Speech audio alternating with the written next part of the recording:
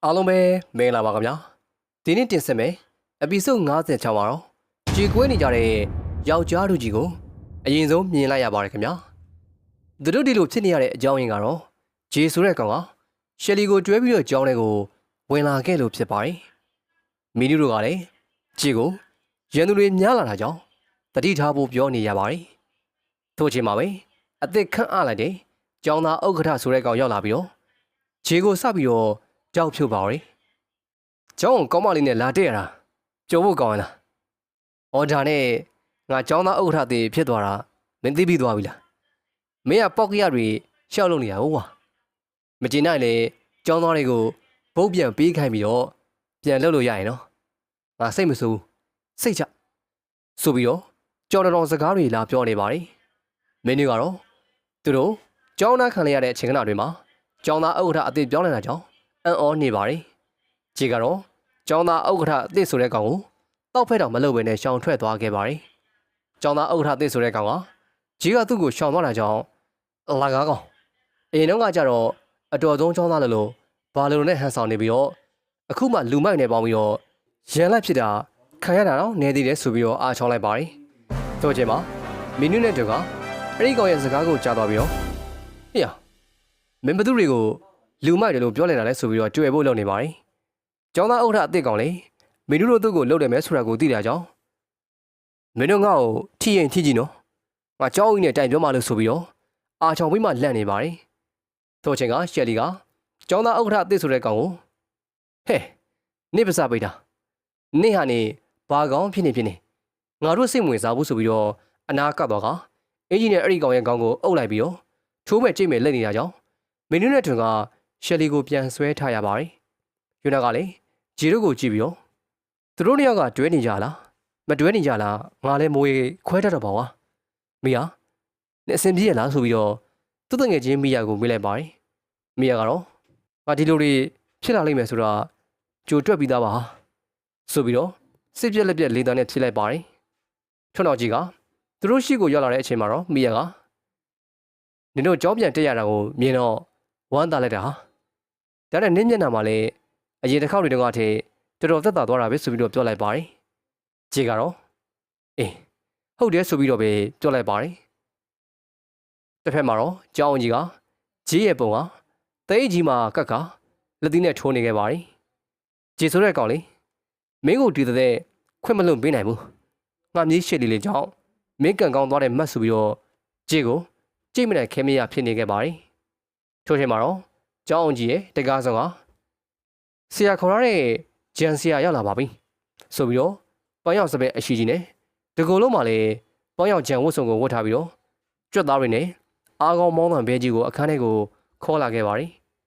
်ဒီဘဲကြီးကိုကြည့်ရတာတမျိုးကြီးဖြစ်နေပေမဲ့ဒီဘဲကြီးအခုလိုဖြစ်နေရတဲ့အကြောင်းရင်းတွေကရှိပါတယ်ဒါတွေကိုနောက်လာမယ့်အပိုင်းတွေမှာလည်းပြောပြပြီးသွားပါမယ်ခင်ဗျာဒီပေါင်းရောက်တဲ့ဘဲကြီးရဲ့နာမည်ကတော့မာရီယိုလို့ခေါ်ပါတယ်သူနဲ့ကျောင်းကြီးကအရင်ကတည်းကယင်းနှီးခဲ့ကြတဲ့ပုံပေါက်ပါတယ်။ပြီးတော့ဒီဘဲကြီးကအ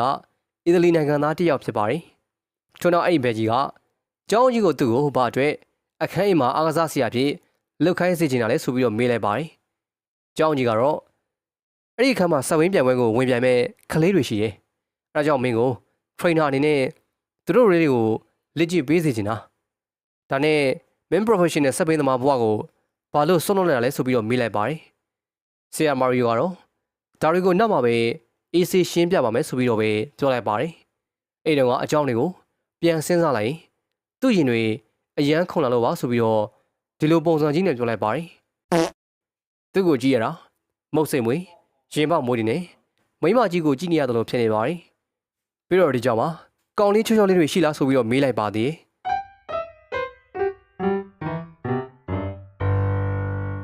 ဖင်နီကတော့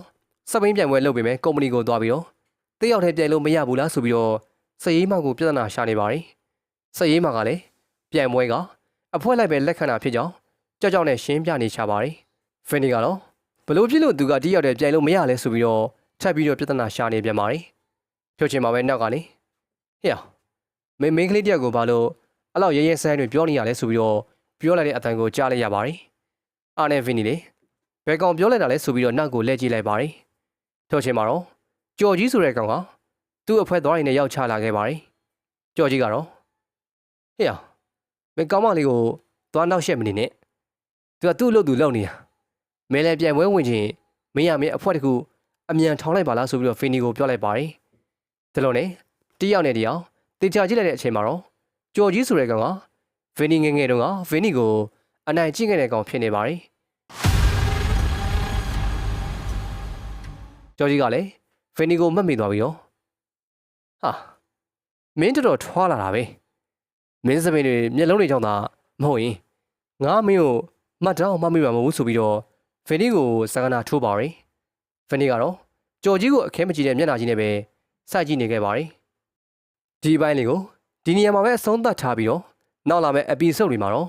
ဖီနီနဲ့ကြော်ကြီးတို့ဘာတွေဆက်ဖြစ်ကြမလဲဆိုတာကိုစောင့်ကြည့်ရမှာဖြစ်ပါတယ်ဟုတ်ကဲ့လွန်ခဲ့တဲ့ရက်ကပဲကျွန်တော် channel က monetization အောင်သွားခဲ့တာကြောင့်